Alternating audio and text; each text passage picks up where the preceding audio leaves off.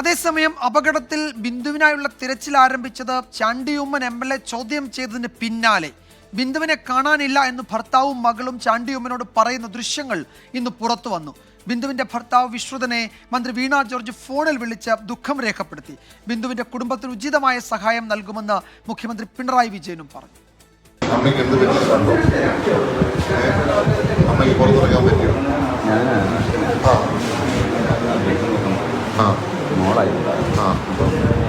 പല വഴിക്കാണ് നോക്കേണ്ടത്. അപ്പം ഞാൻ ഇവിടെ പല വഴിക്ക് നോക്കി വന്നപ്പോൾ എൻ്റെ അടുത്ത് പറഞ്ഞ് കൊച്ചിന് ഫുഡ് കൊടുക്കണം, മെഡിസിൻ കൊടുക്കണം എന്ന് പറഞ്ഞ് എൻ്റെ ചീട്ടും മുന്നോട്ട് വരുമായിരുന്നു. അപകടത്തിന് പിന്നാലെ മെഡിക്കൽ കോളേജിലെത്തിയ ചാണ്ടിയുമ്മനോട് ബിന്ദുവിന്റെ ഭർത്താവ് വിശ്രുതനും മകൾ നവമിയും സംസാരിക്കുന്ന ദൃശ്യങ്ങളാണിത്. ബിന്ദുവിനെ കാണാനില്ലെന്ന് കുടുംബം അറിയിച്ചതിന് പിന്നാലെ തിരച്ചിൽ വൈകിയതിന് ജീവനക്കാരോട് ചാണ്ടിയുമ്മൻ ക്ഷോഭിക്കുകയും ചെയ്തു. രക്ഷാപ്രവർത്തനത്തിൽ വീഴ്ചയുണ്ടായെന്ന് ബിന്ദുവിന്റെ കുടുംബം ആവർത്തിച്ചു.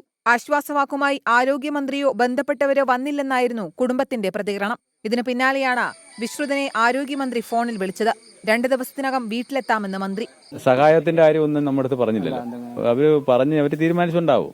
എന്തെങ്കിലുമൊക്കെ ആയിട്ട് അവരുടെ കാര്യം തീരുമാനിച്ച് നമ്മുടെ കാര്യം ഇനി പറയും.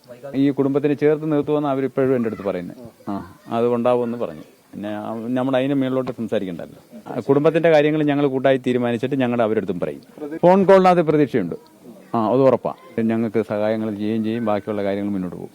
ബിന്ദുവിന്റെ കുടുംബാംഗങ്ങൾക്ക് സർക്കാരിന്റെ സഹായങ്ങളും പിന്തുണയും ഉണ്ടാകുമെന്ന് മുഖ്യമന്ത്രി പിണറായി വിജയൻ വ്യക്തമാക്കി. സർക്കാർ സഹായം നൽകിയില്ലെങ്കിൽ കുടുംബത്തെ UDF ഏറ്റെടുക്കുമെന്ന് പ്രതിപക്ഷ നേതാവ് VD സതീശൻ. വളരെ പാവപ്പെട്ട വീട് പണി പൂർത്തിയാക്കാത്തൊരു കുടുംബമാണ് ഞങ്ങൾ. അവർക്ക് 25 ലക്ഷം രൂപ മിനിമം നഷ്ടപരിഹാരം ആ കുടുംബത്തിന് കൊടുക്കണം. ആ കുട്ടിയുടെ ചികിത്സ സർക്കാർ ഏറ്റെടുക്കണം. ആ കുടുംബത്തിൽ നിന്നൊരാൾക്കൊരു ജോലി കൊടുക്കാൻ സർക്കാർ തയ്യാറാണ്. ഉമ്മൻചാണ്ടി ഫൗണ്ടേഷൻ 5 ലക്ഷം രൂപ ധനസഹായവും നൽകി. 24 കോട്ടയം.